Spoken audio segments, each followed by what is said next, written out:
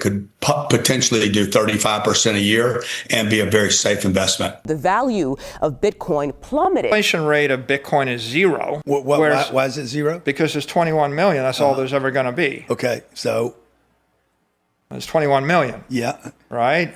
The rate at which we create more Bitcoin is asymptotically falling to zero. It's falling to zero. What is that word? Asymptotically. Well, holy smokes, after that crypto wipeout and reports that Grant Cardone has listed his jet for sale on controller.com and a $30 million mansion in Florida, a lot of people are wondering, is Cardone actually buying the dip on crypto, or is he secretly getting margin called? How could a self-proclaimed billionaire be potentially getting margin called? Well, what if I told you I have discovered incentives that actually enable Grant Cardone to make money off of getting margin called using investor money, potentially in those margin calls, or to lend to his own entities to finance his lifestyle. Now, I want to be clear, some of the conclusions we make in this video are my opinion, so I'm going to show you where I get this data from, so that way you can make your own opinion on this, because after all, I don't want to get sued again by Cardone. He lost the first time, maybe he wants a round two. Anyway, sorry, I had to do the maniacal laughter. But Cardone, this has been getting a lot of press that Cardone is now selling his jet and his home for crypto to go buy the crypto dip. So a lot of people are like, dude, the guy's definitely getting margin called. He's so heavily leveraged. Well, let's understand first the incentives that he has built into his actual documents. So what is inside of some of his fund documents that could give us some guidance? Well, first, if you look at Cardone Fund number 28, his most recent fund, you can see Cardone can leverage up to 80% of the fund. Now that's interesting. So he could take out 80% of the fund. Now, who has the power to borrow? Only Cardone. He can borrow, and there's really no limitation of what he can do with that money. In fact, the actual documents tell us that he can invest in any of the following: real properties, mortgages or loans, notes, contracts, receivables, crypto, or pretty much any other asset. So Grant Cardone can take investor capital, borrow against it, and pretty much invest in anything. Now that's really important, because when I say you can invest in notes, it basically means you could take a real estate and crypto fund, and you could argue, hey, this fund or a combination of funds are going to borrow or lend to my other entity, Cardone Training Technologies, for example, who happens to own his jet. They're going to lend to this other entity over here, $70 million. I'm now going to generate fees for making that loan. You'll see fees in just a moment. And now all of a sudden, Cardone is his own bank. He could use all of his different funds to be his own bank and earn fees by doing it. Because see, the creative thing that Cardone has pulled off is any single time there is a financing transaction or even a Bitcoin capital transaction, which could include refinancing a line of credit or even taking an advance on a line of credit to go buy Bitcoin, or theoretically paying off the line of credit and then reborrowing on it, Cardone gets to make a fee. It's called a financing coordination fee, where basically anytime a loan is generated or a draw is made on a line of credit, Cardone gets a fee. So if Cardone borrows $100 million against $150 million of Bitcoin, Cardone's gonna make a $1 million fee for borrowing it. Now, if Cardone happens to get a margin called, I guess he has to pay off some of the Bitcoin or sell some assets, which assets and funds typically earn Cardone a 1% disposition fee. And then if he ends up buying back or taking on new loans, he'll earn a 1% acquisition fee and a 1% new loan coordination fee. So all of a sudden you can see that Cardone actually has this incentive to purposefully buy and sell buy and sell assets and continuously take on new debt, close debt, refinance, take on new debt, because that's how he earns a lot of money. And you can see in his actual documents that he can essentially claim any kind of asset is fair game to go into his fund. Now, this creates a very interesting incentive. It says Grant Cardone can do anything he wants with the debt that he borrows against investor capital. He could pool it between different funds, and nobody can tell him that these have to be arm's length transactions or third-party transactions. Why? Well, because it says so right here. Loan terms will be established by the manager, not the result of a arm's length or third-party transaction. Basically, as long as we're relatively close, we could do related party transactions all we want. If that wasn't clear enough for you, you could see right here. The manager is permitted to conduct any transaction, and there is no claim that it should be affected by the relationship between the fund and the manager or an affiliate of the manager. So in other words, any entity that Cardone has of his 28 funds or any of the other entities can freely invest in each other or move debt between different funds in any way that he wants, even if that's to go finance a plane, which would be a note receivable for a different fund, because that's how his fund structure is set up, at least based on Fund 28. And we've seen some of this in other documents as well, but of course, you verify this. Now, if Cardone and his investors are basically backstopping his lifestyle, well, what happens if Cardone goes bankrupt? Do all the funds close and do you just get your money back? No, he's already thought about that. Literally, there's a section in here. If Grant Cardone goes bankrupt, he gets to keep operating the funds. You do not automatically get your money back. Oh, and he still gets all of his fees through liquidation. Now, what's fascinating about this is not only does he get all of his fees, not only does he say, you can't sue me because you've already indemnified me. Not only could he use any of his vortex of 28 different funds that he's created to essentially finance two other funds. He can do that. It's enabled through these documents. Now, whether he does or not is questionable, but it can happen. Cardone has an incentive to sell assets and take on new debts over and over and over again because he keeps getting his fees. Now, the key here about fees is if Cardone charged a lot of fees, nobody would want to invest with him because his companies wouldn't actually make a lot of a yield. They wouldn't make a lot of money. I don't want to use that word. The plan that Cardone has would be exposed. Hey, man, how are we supposed to earn our 4 or 5 or 6 or 7 or 8% preferred return if you're taking all these fees? You're taking all the money and we're not really earning anything. People would be pissed because there wouldn't be enough money from the real estate or now the Bitcoin that's lost a lot of money to actually pay these distributions. So how does Grant Cardone solve that? This is the brilliance of the Cardone documents that pretty much nobody reads. Grant Cardone actually defers, or has the opportunity at least to defer, all of the income that he is owed from the funds, and he is also able to defer all of the fees that he collects. Now that's really interesting. Why would you defer the fees? Well, the reason you would defer the fees is to make it so people keep getting their distribution. But if all of those fees are being deferred, it means basically investor debt is ballooning. Every deferred fee is basically debt that investors have to pay in the future. So investors who invested, let's say 200 grand, feel like they're getting $200,000 of principal in Cardone capital funds or whatever. And then they're getting, let's say, call it, to make math easy, a 5% distribution. And they're like, oh, this is great. I'm getting a 5% distribution. Plus I've got my original $200,000 of capital in the fund. But that liability of that debt is going to keep growing and growing and growing. It's basically a ticking time bomb. So let's say, as an example, Cardone had $200,000 of your money for 10 years and you had 3% real estate appreciation.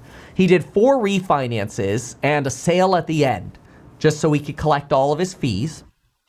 You would end up getting $100,000 of distributions. But at the end, you'd only be left with somewhere around $103,000 of money left getting returned to you. So all of a sudden you're like, well, wait a minute. I invested 200 grand. Didn't the assets go up in value? Sure. But now you got to pay me all my fees. And so Cardone is potentially extracting or like, dare I say, leveraging up the equity that you originally invested because of all the fees that grow over time.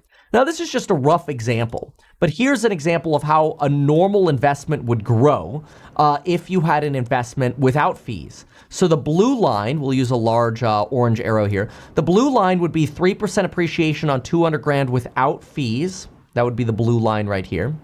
Okay. The orange line would be your original $200,000. The green line is you getting your distribution from Cardone, so it makes you feel like you're making money. But your actual net asset value, if there's only 3% appreciation, could actually be declining. Now, it's actually possible that Cardone's properties appreciate better than 3%. Great, COVID, everything sort of bubbled up. But the point is that debt bomb of all of Cardone's fees has to get paid at some point. And Cardone has an incentive to defer those fees and make it seem like you're earning money, even if that debt bomb of the fees is growing. If I were an investor in any Cardone funds, I would want a full accounting as soon as possible of all of the deferred fees that Cardone has on my fund or on my money. So I would want to know, if I invested 200 grand, hey man, do you really have 50 grand of fees that you haven't paid yourself that, if I, get cashed out in the future, I'm going to have to pay, plus whatever your 35% waterfall is in the future? Sure.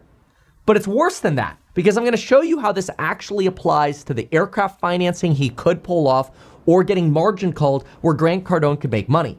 But in order to understand that, you have to understand how his fees are varied. He has 5 types of fees. He has an acquisition fee when he buys Bitcoin or an asset, like real estate. He gets a 1% fee. So if he buys $100 million of Bitcoin with investor money, he makes $1 million for pressing a button on Coinbase. He makes $1 million for that. This is why he's been so into Bitcoin lately, even though I don't think he understands how Bitcoin works. You saw the clip with Saylor. The guy's totally clueless about Bitcoin. He's just hitching his wagon to something that's done really well for Michael Saylor. He sees how much richer Michael Saylor is than him, and he's super jealous. This is like Caesar's Augustus. It's like, oh my gosh, somebody's better than me. Well, I need to hitch my wagon to this. Anytime he presses the sell button, he also earns 1%. So I want you to think about that for a moment from a margin call point of view. If one of his funds, and I don't know that he's actually getting margin called. I'm not here to say, I know he's getting margin called. But I want you to know this. If Cardone were to get margin called and he had to sell Bitcoin, he would actually have a really perverse incentive. Look at this. If Bitcoin crashes and he sold Bitcoin worth $100 million, he would earn a 1% fee, in other words, $1 million. Then he would pay off debt that's leveraged, pledged against that Bitcoin. Then when Bitcoin stabilizes, he goes and buys again. He makes $1 million fee on the buy again, assuming he's rebuying with that same $100 million. And then if he puts new debt on it at, let's say, $65 million, he would now take a 1% fee on that new debt. So it literally, in a crash scenario or margin call scenario where investors are getting hosed and he has to sell and rebuy and take on new debt, Grant Cardone gets 2.65% in fees in that example. So investors lose money. Grant Cardone gets paid 3 times. But it's worse because Grant Cardone keeps talking about how great it is that you can tax loss harvest as well on Bitcoin, how you could sell and then rebuy and recognize those losses. There's no wash sale rule yet on Bitcoin, and that gives you the tax benefit in the funds. But think about his perverse incentive structure. If he does a sell and a rebuy within 10 minutes, or call it 15 minutes, to do, a tax loss harvest, every time he does that, he could generate, at least in this case, if he's doing it with $100 million, $2 million of fees. So he has literally the incentive to sit there with $100 million in a Coinbase account and go, oh, it's down 5%. Let's tax loss harvest again. Sell, buy. Ha, sweet. I just made $2 million in 15 minutes or less. Probably like 15 seconds or less. It's probably how long the guy lasts as well. Oh, sorry. We're not supposed to talk about stuff like that. Anyway, that's the tax loss harvesting example. So, it's the incentive structure is what the concern here is. We're not saying Grant Cardone's a fraud. We're not saying Grant Cardone's a Ponzi. We're saying the way that he has set up his fund is really disadvantageous to investors because, in my opinion, not only do you get this perverse incentive to buy and sell, because it doesn't really matter what you're buying or what you're selling, you get your fee. But you also have this perverse incentive to have a finance coordination fee. So for example, if fund 6, 7, and 8 are all of a sudden lending $50 million to seed fund 28, Cardone can tell all his investors, wow, I already raised $50 million for fund 28. He doesn't have to tell you that's a capital contribution from debt being made from the other 3 entities. And that $50 million that he borrowed from the other entities, he gets a 1% fee on. Because remember, he gets $500,000. He gets that 1% financing coordination fee for notes payable or receivable, right? This financing coordination fee that he earns. On top of that, on all of the capital contributions, so the money that's contributed to these funds, he gets a 1% management fee. But it's really unclear, and of course that's paid regardless of performance. He could lose as much money as the market bears, and he still gets his fee. But what's really interesting is it's not really clearly defined what a capital contribution is. If he borrowed $50 million from funds 6, 7, and 8 and charges a 1% finance coordination fee over there, and then puts that money into fund 28, technically that's capital contributed to fund 28, and he gets another 1% fee. So he could literally compound fees upon fees upon fees, and nobody notices it because he just defers all the fees. I mean, I'm not guaranteeing that he does defer all the fees. Like, what he probably does is he just sort of chooses like, all right, honey, how much money do we want to make this year? All right, let's cash out some of those deferrals. Cashes out just enough, whatever he wants to pay taxes on or doesn't want to pay taxes on. He has the ultimate control over his income, and the investors are paying that. And he could use that income, the fee income, to pay for loans on things like planes or houses. And see, that's where it gets really interesting. I don't know this, but if Cardone is his own bank on, let's say, a plane, and the plane with 20% down, which theoretically could come from a different fund as well, would normally on the market have an interest rate of 6.5% with annual interest of $3.8 million. Great. Fund 6, 7, and 8 could theoretically give a loan to Cardone Training Technologies, and Cardone pays the interest to those funds, so he was his own banker. He made money setting up that $59 million loan, so he's going to get $590,000 for setting up that loan. And then his fees for buying and selling Bitcoin, or the other fee deferrals he has, just pays his annual interest. I think there's a real perverse incentive structure to set up this insane web of debt between all of these different infrastructure companies. And there could be so much debt on these companies. We have no idea how this is going to play out absent some kind of forensic accounting breakdown. That isn't even to consider some of the other ways that he could make money. We don't know, but we've seen it before on some deals where we're like, this is a little suspicious. I think there's a possibility, and other people have argued it as well, that when he actually goes and finds a deal, he contracts it for, let's say, $220 million, but he sells it to his fund for $15 million more, so he can go pocket the $15 million difference. We don't know if that's happening, but that's another speculation that people have. And his fee structure and his fund structure enables all of this because it's all branded with indemnities, don't sue me, bro, I can do whatever I want with this debt. And it's also worth remembering most of his funds aren't actually audited because when you look at, Regulation D funds for accredited investors, they don't actually require audits. So you have really 3 levels of fundraising companies. You have funds that do not require audits. Then you have Regulation A funds, which are for non-accredited investors. They require an audit, but an audit could be as basic as the audit that Tricolor got, and the auditors totally missed all of the fraud and the cover-ups that were going on. That doesn't look good for the Tricolor auditor. That just collapsed in September. And then, of course, you could have a PCAOB audited fund.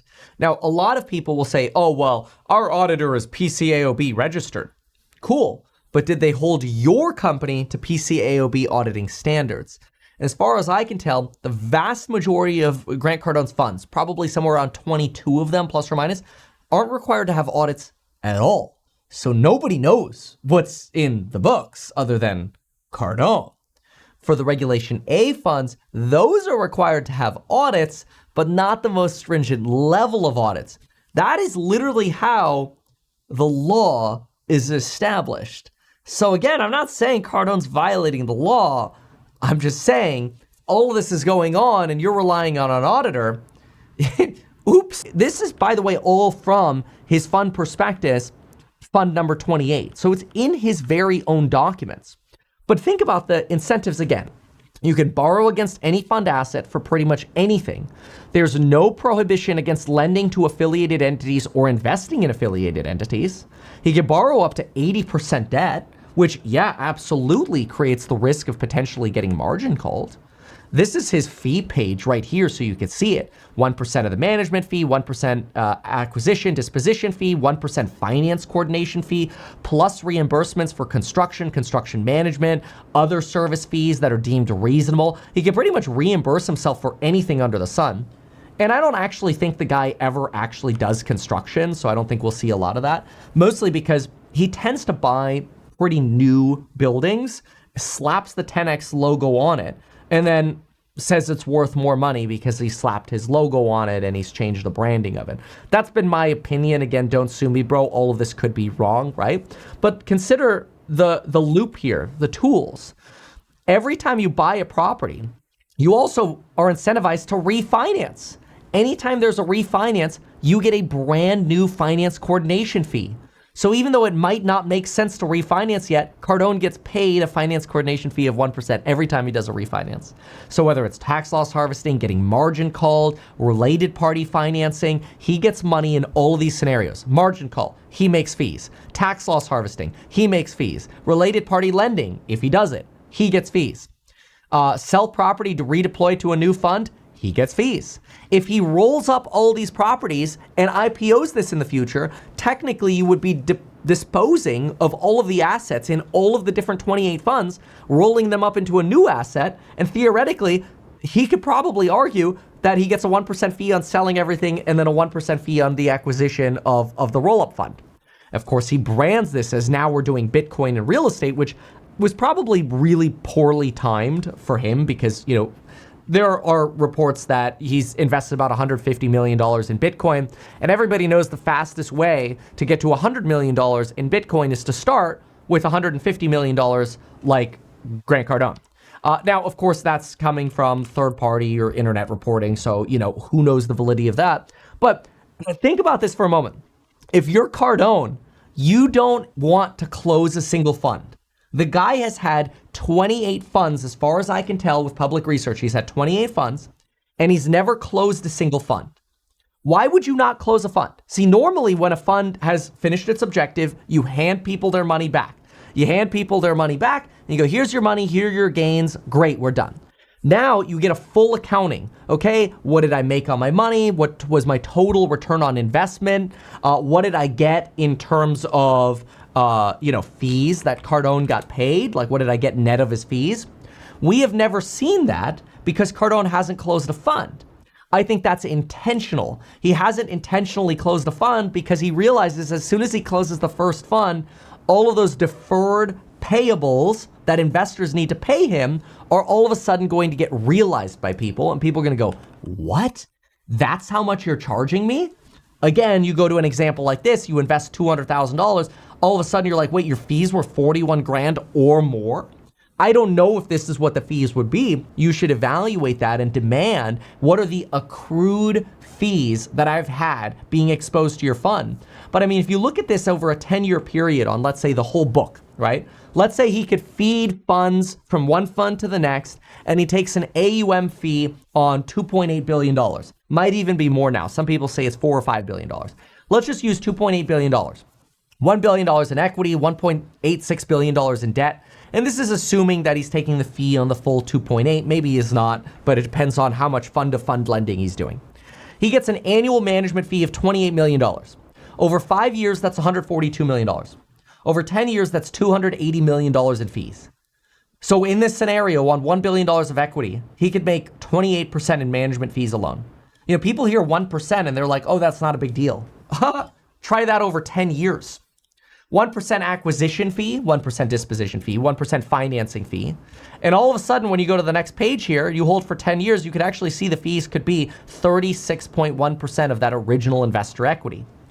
Now, that doesn't include a 35% waterfall after the preferred return, which could then generate more fees for him, depending on how much return there is left after all of the fees that he's deferred. So, also, Grant Cardone makes it clear that he doesn't have to actually distribute gains from Bitcoin or real estate. He could just keep reinvesting it. That's how he keeps everything going. You keep everything in the vortex and you keep making your fees. You win forever. And so lately what I've seen him do is he's gone from offering like 4 or 5% on his funds to saying, oh, you get a non-compounded preferred return of 8%. Okay, but that return of 8%, how much of that is principal that he's giving back to people? If he's paying out 8% on an asset that's lost 30% in value, in my opinion, he's basically only paying back principal. So he's just giving people their money back that they invested into the fund. And he still gets his fees. And that's the big hole, that deferral that people forget about. So why do people fall for this stuff? Well, I think there are 7 reasons people fall for this. Number 1, I don't think people actually understand how big these fees are or what Grant Cardone actually has the opportunity to do with the fees, and they don't read the 200-page, private placement memorandums. I also think that when they get their monthly payment, they get a little bit of a dopamine hit that everything must be okay because I'm getting my monthly payment. They just don't realize that the value of their principal could actually be substantially decaying. Like, I'm a big fan of no fees. And I want to make this clear. Like, I'm not here to pitch any of my products or my company or anything. This is not about me. This is just about sharing information with you. So if you like this, consider subscribing to the channel. So it looks strong. The funds look strong because the fees are deferred. And you'll never find an investor in Cardone's funds that are like, oh yeah, I'm really pissed because I haven't gotten my distribution, because he makes the distribution. But then ask these people, well, how much is your principal actually worth? Do you know what the deferred fees are? And they're going to go, no, deferred fees. What do you mean? People won't know. People who invest in his funds are going to be like, oh man, I didn't know he could do that. Damn. And if the funds never actually leave his system, then he keeps compounding fees. And so then, of course, eventually when there's an exit, there's going to be this massive fee bomb. And the level that your actual original investment gets diluted, I think, is going to be pretty substantial. I don't know that with certainty, but we'll see. So short term, it looks like people are winning with Cardone. But in my opinion, Grant Cardone is a parasite that is literally living a luxurious lifestyle off of compounding disclosed fees on top of disclosed fees. Like, the reason I could put this together and speculate about what he's doing is because he does disclose these things. So I'm not here to call him a fraud, because he's bluntly told you all of this in his disclosures in the fine print. So this is where even like the SEC comes in and goes, well, it's disclosed. But did most people actually know that? But it doesn't really matter, because at this point, Cardone has built so much of a business that I think his exit strategy is going to be to roll everything up into some kind of UPREIT and then try to IPO it. Now, IPO sounds great, but I think this is not a technology or software IPO. I think this is where all of a sudden people go, oh, cool, I have $200K in a Grant Cardone fund. He's going to IPO. That sounds great. But before you actually get your shares, Cardone's going to go, but give me all my fees first. Think. And what you're left with before it ever even goes public, I think will be vastly different than what people have expected. Now, I have no way of knowing that with certainty, obviously, but I'm just fully aware that Cardone selling his plane to buy the Bitcoin dip or his home is probably him just either trying to farm fees if he's ended up financing through these funds, which I believe he has, but I have no way of verifying that. We're only using information from this video. There's nothing like secret that I know outside of this. I've provided you all the evidence for why I'm making these opinions. You can make your own. Now, do I think he's actually getting margin called? I think he could be nervous that if he did borrow against Bitcoin, he might get a capital call, and therefore it might make sense to reduce some leverage because Bitcoin is obviously, plummeted quite a bit here. So there could be some nervousness around this. I have no way of saying that he's definitely gotten margin called. There could be nervousness around this. I think it's more likely that Cardone benefits from the branding of buying the dip because his IPO kind of depends on buying the dip, because he's now hitched his credibility to Bitcoin And so he needs to look like a genius on a rebound. Hopefully it does rebound, but he needs to look like a genius on a rebound. If it doesn't rebound, he's going to have lost a lot of credibility for IPO, and he probably should have never touched Bitcoin. But then again, I don't think he understands Bitcoin anyway. So remember, bottom line, this guy is somebody who has figured out how to be both the lender and the borrower. Potentially, he has that optionality.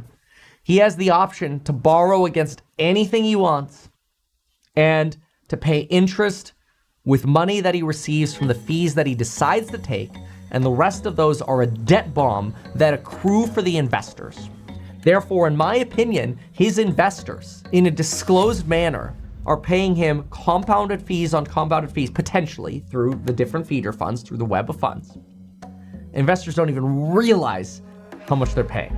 And so if I were an investor, I would want to know. And I would not go near an investment like this with a 10-foot pole. But that's my opinion. You could have your Why not advertise these things that you told us here? I feel like nobody else knows about this. We'll try a little advertising and see how it goes. Congratulations, man. You have done so much. People love you. People look up to you. Kevin Paffrath there, financial analyst and YouTuber. Meet Kevin. Always great to get your take.